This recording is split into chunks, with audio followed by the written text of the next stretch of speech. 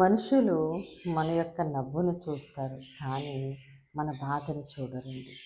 దేవుడైతే మన బాధను చూస్తారు, మన కన్నీటిని చూస్తారు.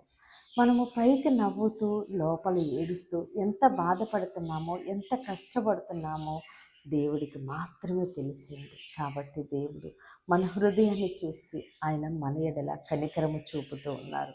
ఈరోజు దేవుడు మన కొరకు సిద్ధపరిచిన ఆయన శ్రేష్టమైన వాగ్దానం చూద్దామండి.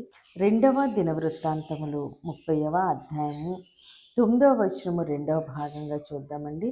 మీ దేవుడైన యెహోవా కరుణా కటాక్షములు గలవాడు గనుక మీరు ఆయన వైపు తిరిగిన ఎడల ఆయన మీ యందు ప్రసన్నుడగును. ఆమేన్. దేవుడి రోజు మనతో మాట్లాడుచున్న మంచి మాట, మీ దేవుడైన యెహోవా కరుణా కటాక్షములు గలవాడు. ఆమేన్. మన దేవుడు ఎవరండి? కరుణా కటాక్షముల గల దేవుడు.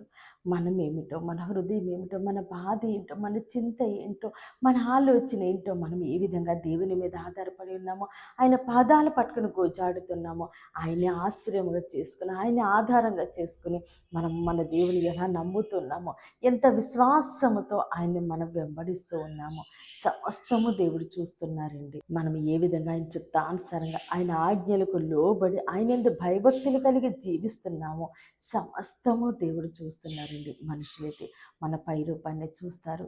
మనము అందరి ముందు మన బాధ బయట పెట్టుకోలేము, కానీ మనము లోపల బాధపడుతూ, చింతిస్తూ, వేదన పడుతూ, పైకి నవ్వుతూ, ఈ నవ్వనే ముసుగు వేసుకుని మనం ఉంటాం చూస్తారా, అది మాత్రమే మనుషులు చూస్తారండి. కానీ మన హృదయం ఏమిటో, మనం ఎంత వేదన పడుతున్నామో, ఎన్ని నిందలు పడుతున్నామో, ఎన్ని అవమానాల మధ్య ఉన్నామో సమస్తము దేవుడు చూస్తున్నారండి. కాబట్టి దేవుడు మన ఎడల కరుణా కటాక్షములు చూపుతున్నారు గనుక మీరు ఆయన వైపు తిరిగిన ఎడల ఆయన మీ యందు ప్రసన్నుడగును.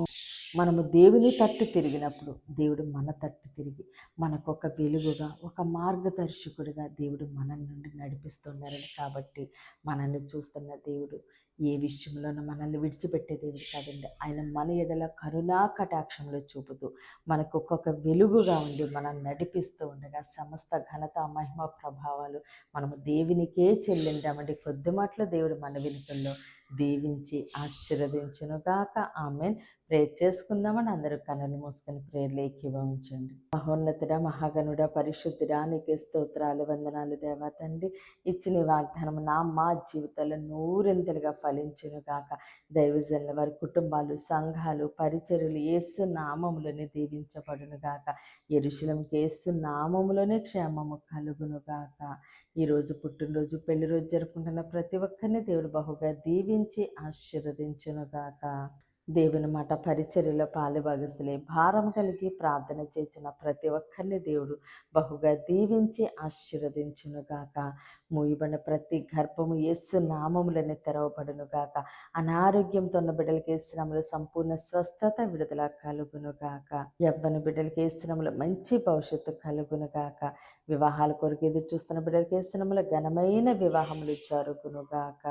అయ్యా, ప్రతి బిడ్డని నీ చేతులకు అప్పగిస్తే చిన్న ప్రార్థన పాదసన్ని చేర్చుకోమని యేసుక్రీస్తు అతి పరిశుద్ధ నామములో బ్రతిమాలి వేడుకుంటున్నాం మా తండ్రి. ఆమేన్, ఆమేన్, ఆమేన్. దేవుడు మిమ్మల్ని, మీ కుటుంబాన్ని దీవించి ఆశీర్వదించునుగాక. ఆమేన్.